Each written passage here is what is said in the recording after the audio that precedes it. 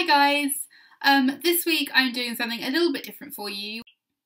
When it came out last year, The Fifth Wave was so popular. It's being made into a movie. The sequel's coming out really soon. So to celebrate the movie of The Fifth Wave and the release of The Infinite Sea, people are coming up with a list of what they would pack into their apocalypse survival rucksack if we ended up in this situation in The Fifth Wave. I haven't actually read the whole book. I only started it yesterday, so I'm only a little bit of the way through, but I'm really enjoying it. I only read it for about half an hour last night and I found myself thinking about it all day. So if you haven't read it, I suggest you start because it's brilliant and I want to be caught up by the time The Infinite Sea comes out.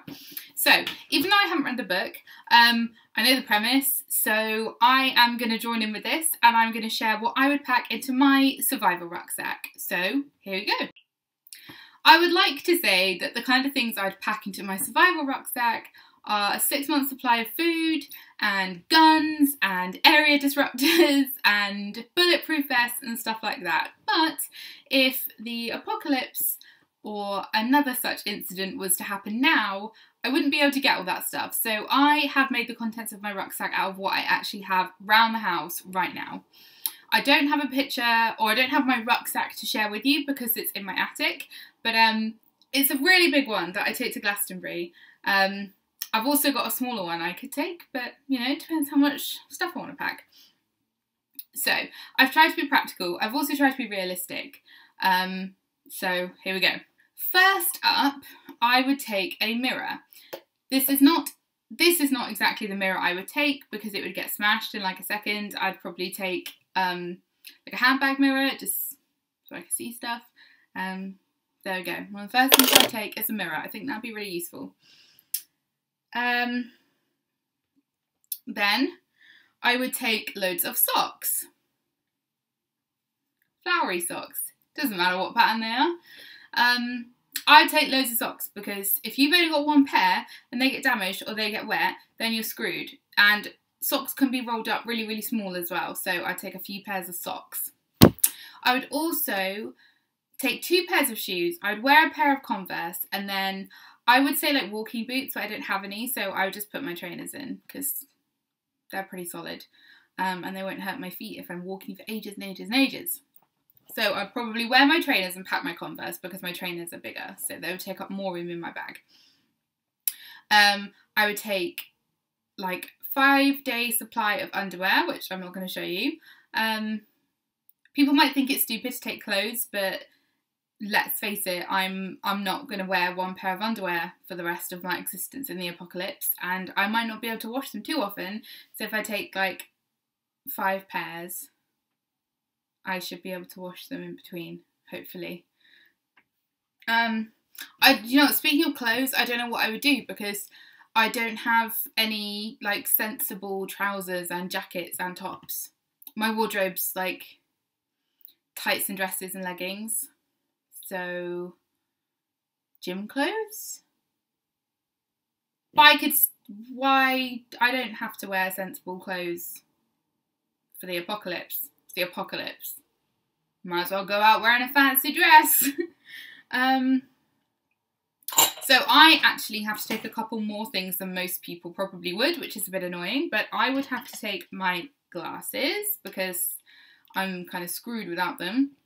And as well as that, I would take contact lenses. That's what I'm wearing at the moment. I am short-sighted. I'm pretty short-sighted. I couldn't kind of get up and go about my day without having glasses or contacts in. And while glasses are helpful, I think if I'm in a survival situation, it would be easier to just chuck a pair of contacts in the morning and then not really think about it until nighttime. And then if my glasses get broken, I'm screwed. And if I lose my contacts, I'm screwed. So if I take both, that should be okay.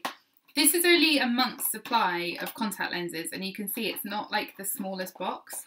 So I'd have to take like a 6-month supply of contact lenses, which is a lot of space. So I would also have to take contact lens solution, but I'd take a bigger bottle than this. So that's my eyes sorted. Deodorant, You might be laughing at me and calling me vain, but when we get rescued, I'm going to be the one that smells best. So it's not that big also in my rucksack, so keep my morale up if I still smell nice. Oh, well, I know people are going to laugh at me for this. I would take some moisturiser. And I know that sounds ridiculous. The apocalypse is going to be crap enough without my skin being dry at the same time. So take some moisturiser with me. Also, it's just things like if you have like sore feet and sore muscles and things like that, having something like a cream to rub into it just makes you feel so much better. I just think this is going to be my small luxury item, so I would go for some moisturiser. I would probably go, this is Origins, but I'd probably go for like a big, cheaper one. I'd go for like a big like Palmer's bottle maybe, because I think that would go a lot further. I don't know why the thing I put the most thought into is what moisturiser I would take with me, but anyone who's judging me, I don't care, I'm taking my moisturiser. Next up, I actually stole this idea from my boyfriend because when I started planning this video, I asked him what he would put in his survival rucksack, and his was quite good, so I've stolen some of his ideas. Toothpaste and a toothbrush. I did laugh at him for this originally, but then I actually thought about it, and it's like the moisturiser and deodorant thing. If I'm feeling more like myself and I'm feeling clean, I think I'm going to just feel more likely to go out and kick some alien ass and rule in the apocalypse.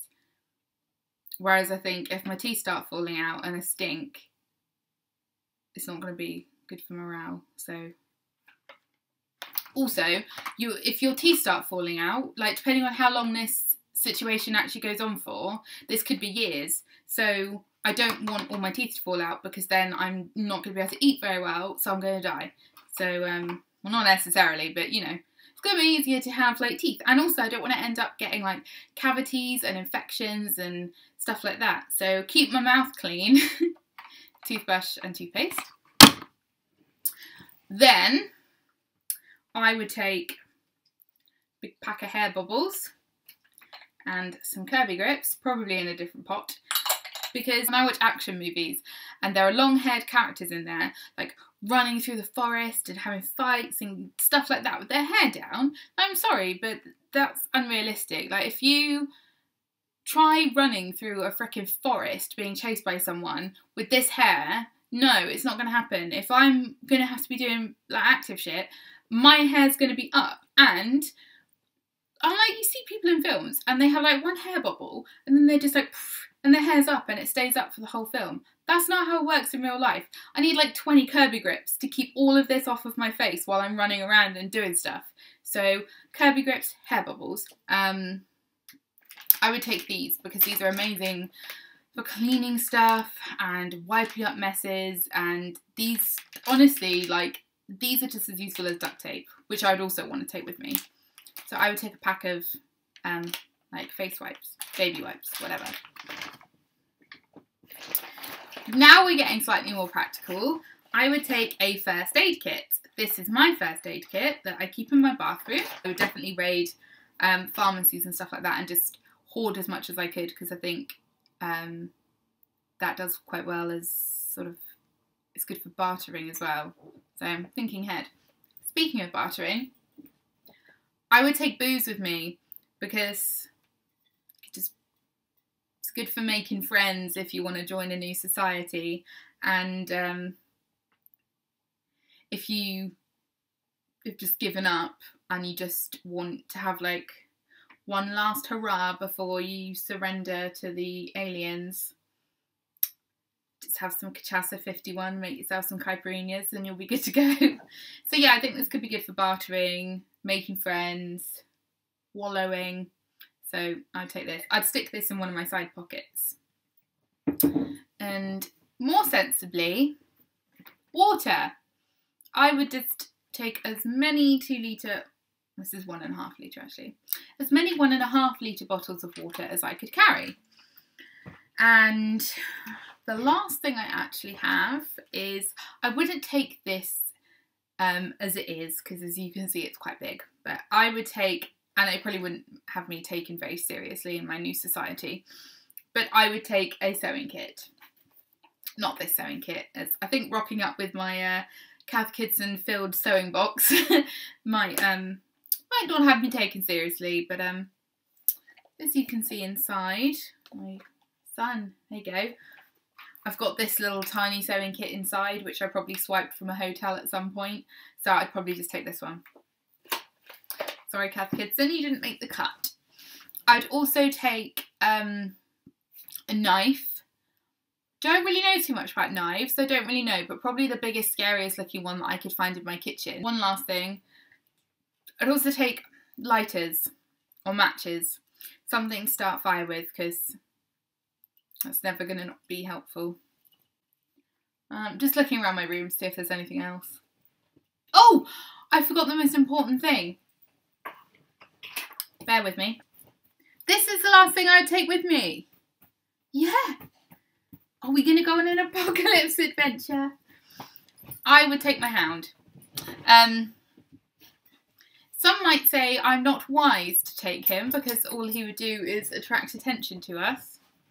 But how could you leave him behind? You're a good boy. My faithful hound. You ready for the apocalypse? High five! Yeah! There we go. So, there you go. That is my survival rucksack. Let me know what would be in yours, and if you haven't read it yet, make sure you give The Fifth Wave a go, because it is fantastic, and well, so far it's fantastic, and it will scare the hell out of you. So, let me know what would be in your survival rucksack. Have a good week, and I will see you all soon. Bye!